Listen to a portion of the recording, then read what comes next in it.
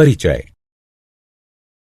वृत्त ज्यामिति के क्षेत्र में एक महत्वपूर्ण आकार है। इन वस्तुओं को देखो, पिज्जा, पहिया, बड़ा चक्र, सिक्का, डिस्क, थाली, ये सभी वृत्त के उदाहरण हैं। आज हम वृत्त और उसकी विशेषताओं का अध्ययन करेंगे। आइए शुरू करें।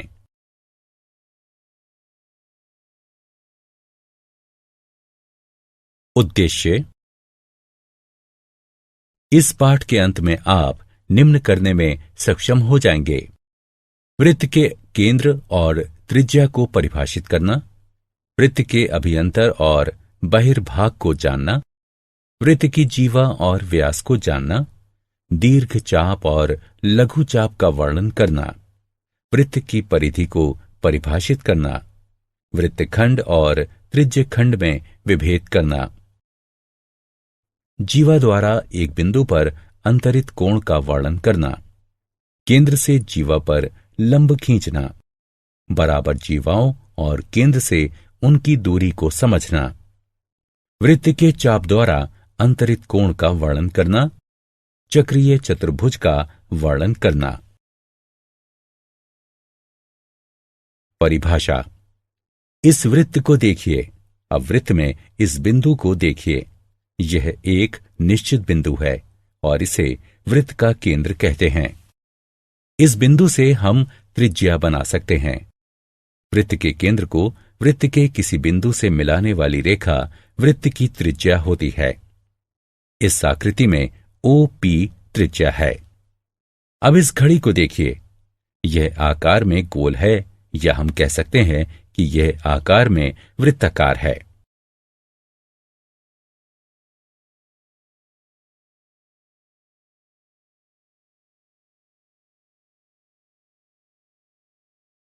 वृत्त का अभियंतर और बहिर्भाग। वृत्त जिस तल में स्थित होता है उसे 3 भागों में विभाजित करता है: अभियंतर, बहिर्भाग और वृत्तीय क्षेत्र। आइए इन्हें एक एक करके देखें। अभियंतर। वृत्त के भीतर का क्षेत्र वृत्त का अभियंतर कहलाता है। बहिर्भाग।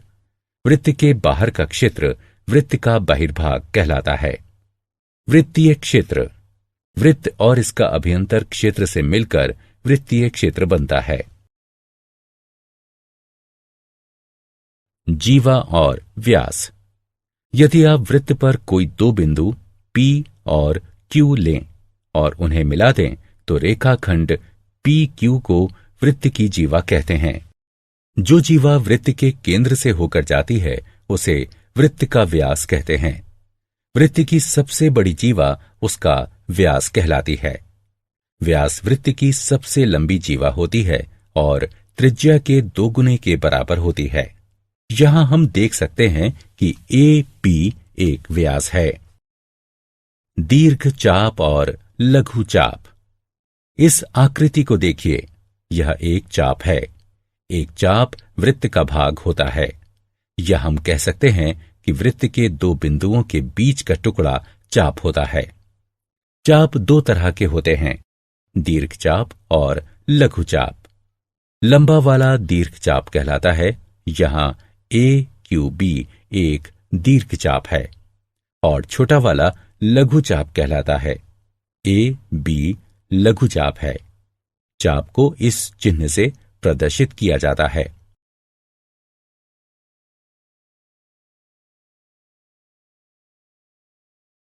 परिधि, त्रिज्यखंड और वृत्तखंड। किसी वृत्त की परिधि उसकी बाह्य भाग की कुल दूरी होती है। इसे वृत्त का परिमाप कहा जा सकता है।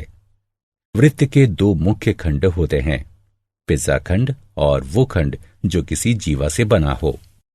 पिज्जा खंड को वृत्तखंड कहते हैं और जीवा द्वारा बने हुए वृत्त के खंड को वृत्तखंड कहते हैं। त्रिज्यखंड 2 प्रकार के होते हैं: लघु त्रिज्यखंड और दीर्घ त्रिज्यखंड। त्रिज्यखंड की ही तरह वृत्तखंड भी 2 प्रकार के होते हैं: लघु वृत्तखंड और दीर्घ वृत्तखंड। अब इस वृत्त को देखो। यहां 2 चाप बराबर हैं, इसलिए ये दोनों अर्धवृत्त हैं। जीवा द्वारा एक बिंदु पर अंतरित कोण। ओ केंद्र वाले एक वृत्त में एक रेखाखंड ए बी और बिंदु सी जो रेखा ए बी पर स्थित ना हो लीजिए। ए सी और बी सी को मिला दीजिए। यहां ए बी एक जीवा है और कोण ए सी बी जीवा ए बी द्वारा अंतरित कोण है तथा कोण ए ओ बी जीवा ए बी द्वारा केंद्र पर अंतरित कोण है। यदि एक वृत्त में बराबर लंबाई की एक या एक से अधिक जीवा खींचकर उनके द्वारा केंद्र पर अंतरित कोणों को मापें तो हम देखेंगे कि उनके द्वारा केंद्र पर अंतरित कोण भी बराबर हैं। इस संबंध से हमें प्रमेय प्राप्त होता है जिसके अनुसार वृत्त की बराबर जीवाएं केंद्र पर बराबर कोण अंतरित करती हैं।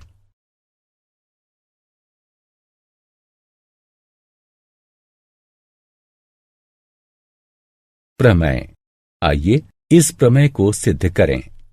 दिया है एक वृत्त जिसका केंद्र O है, इसकी दो बराबर जीवाएं PQ और RS हैं। सिद्ध करना है कोण POQ बराबर कोण ROS के। उपपत्ति त्रिभुज POQ और ROS में OP बराबर OR क्योंकि ये दोनों वृत्त की त्रिज्याएं हैं। OQ बराबर OS ये भी वृत्त की त्रिज्याएं हैं। PQ बराबर RS दिया है, अतः SSS सर्वांग समता नियम के अनुसार त्रिभुज POQ त्रिभुज ROS के सर्वांग सम है। यह प्रदान करता है कोण POQ बराबर कोण ROS। क्योंकि सर्वांग सम त्रिभुजों के संगत भाग सर्वांग सम होते हैं। अगला प्रमेय उपरोक्त प्रमेय का विलोम है। इसके अनुसार यदि जीवाओं द्वारा वृत्त के केंद्र पर अंतरित कोण बराबर हो तो जीवाएं भी बराबर होंगी। प्रमेय। आइए अब विलोम को सिद्ध करें। दिया है एक वृत्त जिसका केंद्र O है, इसके दो बराबर कोण POQ और कोण ROS हैं। सिद्ध करना है PQ बराबर RS। उपपत्ति त्रिभुज POQ और ROS में OP बराबर OR क्योंकि ये दोनों वृत्त की त्रिज्याएं हैं। OQ बराबर OS ये भी वृत्त की त्रिज्याएं हैं। कोण POQ बराबर कोण ROS दिया है, इसलिए SAS सर्वांग समता नियम के अनुसार त्रिभुज POQ त्रिभुज ROS के सर्वांग सम है। यह प्रदान करता है PQ बराबर RS क्योंकि सर्वांग सम त्रिभुजों के संगत भाग सर्वांग सम होते हैं। केंद्र से जीवा पर लंब। अगला प्रमेय बताता है कि एक वृत्त के केंद्र से जीवा पर डाला गया लंब जीवा को समद्विविभाजित करता है। इसका विलोम है एक वृत्त के केंद्र से जीवा को समद्विविभाजित करने के लिए खींची गई रेखा जीवा पर लंब होती है। आइए इसे सिद्ध करते हैं। कल्पना कीजिए कि PQ एक वृत्त की जीवा है जिसका केंद्र O है और O M के मध्य बिंदु से मिला हुआ है। सिद्ध करना है OM लंबवत है PQ के। उपपत्ति OP और OQ को मिला दीजिए। त्रिभुज OPM और OQM में OP बराबर OQ क्योंकि ये एक ही वृत्त की त्रिज्याएं हैं। PM बराबर QM क्योंकि ये जीवा का मध्य बिंदु है। OM बराबर OM उभयनिष्ठ। अतः सर्वांग समता नियम के अनुसार त्रिभुज OPM त्रिभुज OQM के सर्वांग सम है। इससे प्राप्त होता है कोण OMP बराबर कोण OMQ बराबर 90 डिग्री क्योंकि सर्वांग सम त्रिभुजों के संगत भाग सर्वांग सम होते हैं।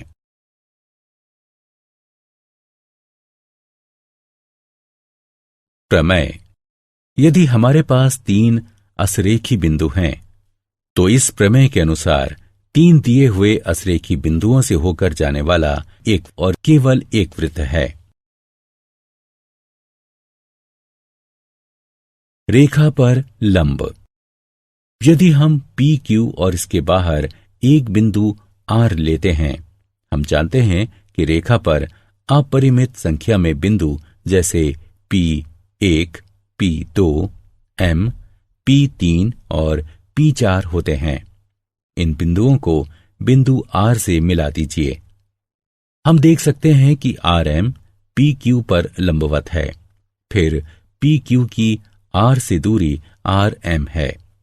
या हम कह सकते हैं कि किसी बिंदु से किसी रेखा तक की लंबवत दूरी रेखा से बिंदु की दूरी के बराबर होती है। समान जीवाएं और उनकी केंद्र से दूरियां। प्रमेय। वृत्त की समान जीवाएं केंद्र से समान दूरी पर होती हैं। आइए इसको सिद्ध करें। एक वृत्त की कल्पना करें जिसका केंद्र O है। इसकी समान लंबाई की 2 जीवाएं AB और CD हैं। अब केंद्र से AB और CD लंब खींचिए जो उन्हें L और M पर प्रतिच्छेद करता है। अतः हमें सिद्ध करना है कि OL बराबर OM, OB और OD को मिला दीजिए। हम जानते हैं कि AB बराबर CD जो कि दिया है। BL बराबर AB बटे 2। केंद्र द्वारा किसी जीवा पर खींचा गया लंब उसे समद्विभाजित करता है। इसी प्रकार DM बराबर DC बटे 2। अतः BL बराबर DM। त्रिभुज OBL और ODM की कल्पना कीजिए। OB बराबर OD। ये समान वृत्त की त्रिज्याएं हैं। BL और DM सिद्ध हैं। कोण OLB बराबर कोण OMT बराबर 90 डिग्री जो कि दिया है। इसलिए सर्वांग समता के नियम SSA द्वारा त्रिभुज OBL त्रिभुज ODM के सर्वांग सम है। ये इंगित करता है OL बराबर OM। सर्वांग सम त्रिभुजों के संगत भाग CPCT। अतः एक वृत्त की समान जीवाएं केंद्र से समान दूरी पर होती हैं। इस प्रमेय का विलोम कहता है कि एक वृत्त के केंद्र से समान दूरी पर स्थित जीवाओं की लंबाई बराबर होती है। एक वृत्त के चाप द्वारा अंतरित कोण के परिणाम और प्रमेय। एक वृत्त की जीवा और चाप के बीच निम्नलिखित संबंध होता है। यदि वृत्त की 2 जीवाएं बराबर हैं तो उनके संगत चाप सर्वांग सम होंगे। विलोमतः यदि 2 चाप बराबर हों तो उनकी संगत जीवाएं बराबर होती हैं। दूसरा परिणाम यह बताता है कि एक वृत्त के सर्वांग सम चाप यानी समाप चाप केंद्र पर बराबर कोण अंतरित करते हैं। इसका अर्थ है कि एक वृत्त की जीवा द्वारा केंद्र पर अंतरित कोण उस जीवा के संगत चाप द्वारा केंद्र पर अंतरित कोण के बराबर होता है। एक चाप द्वारा वृत्त के केंद्र पर अंतरित कोण और वृत्त के एक बिंदु के बीच संबंध। वो केंद्र वाला एक वृत्त खींचिए। कल्पना कीजिए कि PAQ एक चाप है और P वृत्त का कोई बिंदु है। यदि हम केंद्रीय कोण POQ और चाप द्वारा वृत्त के शेष भाग पर बनाया गया कोण PBQ मापें तो हम देखते हैं कि कोण POQ बराबर 2 कोण PBQ। इस गतिविधि से हमें प्रमेय प्राप्त हुआ। प्रमेय। किसी चाप द्वारा केंद्र पर अंतरित कोण वृत्त के शेष भाग के किसी बिंदु पर अंतरित कोण का दुगना होता है। आइए इसे सिद्ध करते हैं। दिया है O केंद्र वाले वृत्त का चाप AB केंद्र पर कोण AOB अंतरित करता है और शेष भाग के बिंदु P पर कोण APB अंतरित करता है। कोण AOB बराबर 2 कोण APB सिद्ध करने के लिए दिए गए समीकरण में स्पष्टता हमारे पास 3 स्थितियां हैं। स्थिति 1, AB एक लघुचाप है। स्थिति 2, AB एक अर्धवृत्त है। स्थिति 3, AB एक दीर्घचाप है। रचना, PO को मिलाइए और इसे बिंदु Q तक बढ़ाइए। उपपत्ति, याद कीजिए कि एक त्रिभुज का बहिष्कोण उसके 2 संगत सम्मुख अंतः कोणों के योग के बराबर होता है। अतः हमारे पास है कोण QOB बराबर है कोण OPB जमा PBO के। समीकरण 1 त्रिभुज OPB को ध्यान में रखते हुए कोण AOQ बराबर है कोण APO जमा PAO के। समीकरण 2 त्रिभुज APO को ध्यान में रखते हुए साथ ही OB बराबर OP, ये एक वृत्त की त्रिज्याएं हैं, जिसका तात्पर्य है कि कोण OPB बराबर है कोण PBO के और OA बराबर OP, ये एक वृत्त की त्रिज्याएं हैं, जिसका तात्पर्य है कि कोण APO बराबर है कोण PAO। इस प्रकार समीकरण 1 और समीकरण 2 को कम करने पर कोण QOB बराबर है 2 कोण OPB। समीकरण 3 कोण AOQ बराबर है 2 कोण APO। समीकरण 4 समीकरण 3 और 4 को जोड़ने पर हमें प्राप्त होता है कोण AOQ जमा कोण QOB बराबर है 2 कोण APO जमा कोण OPB, जिसका तात्पर्य है कि कोण AOB बराबर 2 कोण APB। स्थिति 3 के अनुसार प्रतिवती कोण AOB बराबर है 2 कोण APB। इस प्रकार यह सिद्ध हुआ। अर्धवृत्त का कोण। प्रमेय, अर्धवृत्त का कोण समकोण होता है। मान लीजिए O केंद्र का एक वृत्त है। एक अर्धवृत्त PAQ और इसके चिन्हित कोण PBQ की कल्पना कीजिए। 2 कोण PBQ बराबर कोण POQ, क्योंकि हम जानते हैं कि एक वृत्त की जीवा द्वारा केंद्र पर अंतरित कोण उस जीवा के संगत चाप द्वारा केंद्र पर अंतरित कोण के बराबर होता है। लेकिन कोण POQ बराबर 180 डिग्री, क्योंकि PQ वृत्त का व्यास है। 2 कोण PBQ बराबर 180 डिग्री, कोण PBQ बराबर 90 डिग्री। समान वृत्तखंड के कोण। प्रमेय, वृत्त के एक वृत्तखंड के कोण बराबर होते हैं। दिया है O केंद्र वाला एक वृत्त और जीवा PQ या चाप POQ से एक ही वृत्तखंड में अंतरित कोण PRQ और कोण PSQ। सिद्ध करना है कोण PRQ बराबर कोण PSQ। रचना, OP और OQ को मिलाइए। उपपत्ति, चूंकि वृत्त की जीवा द्वारा केंद्र पर अंतरित कोण उस जीवा के संगत चाप द्वारा केंद्र पर अंतरित कोण के बराबर होता है, इसलिए हमारे पास है कोण POQ बराबर 2 कोण PRQ। इसे 1 के रूप में चिन्हित कीजिए और कोण POQ बराबर 2 कोण PSQ। इसे 2 के रूप में चिन्हित कीजिए। 1 और 2 से हमें प्राप्त होता है 2 कोण PRQ बराबर 2 कोण PSQ, कोण PRQ बराबर कोण PSQ।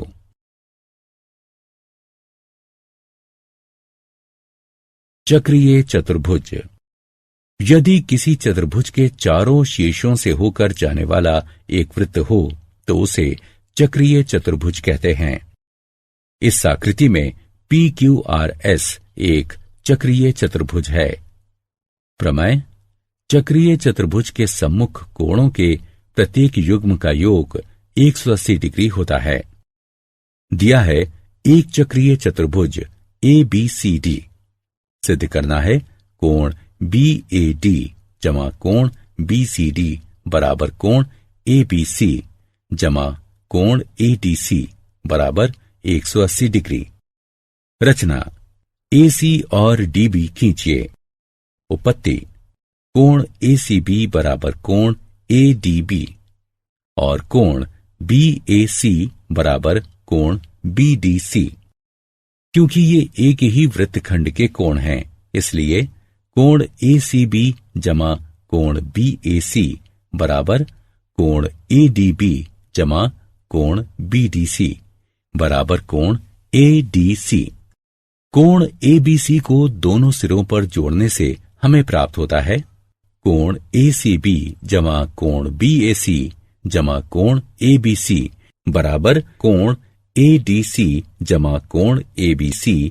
लेकिन कोण ACB जमा कोण BAC जमा कोण ABC बराबर 180 डिग्री, क्योंकि एक त्रिभुज के कोणों का योग होता है 180 डिग्री।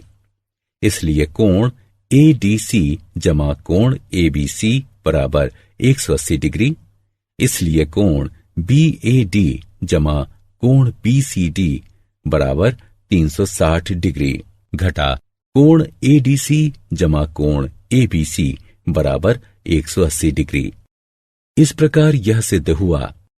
इस प्रमेय का विलोम भी सत्य है, जिसके अनुसार यदि किसी चतुर्भुज के सम्मुख कोणों के एक युग्म का योग 180 डिग्री हो तो चतुर्भुज चक्रीय होता है।